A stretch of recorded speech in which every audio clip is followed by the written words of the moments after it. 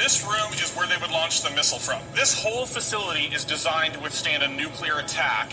Hindi ako makapaniwala na i-drain up talaga nila yung... Hindi, ewan ko ano guys sa tingin nyo? Totoo ba yung bomb na drain up nila kanina dun sa $1 bunker na yun? At saka hindi naman $1 bunker yun eh.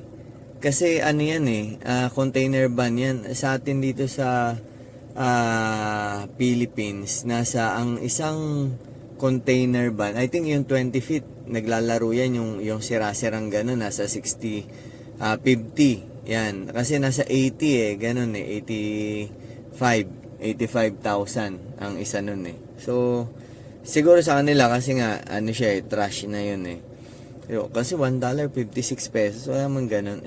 Si Mr. Beast medyo na-exaggerate lang din niya minsan yung mga The floor we're standing on is actually suspended like a giant platform hanging from the ceiling above. These 8 springs are the only thing holding all of us up right now. It's crazy to believe that 50 years ago, this used to be like a missile command center.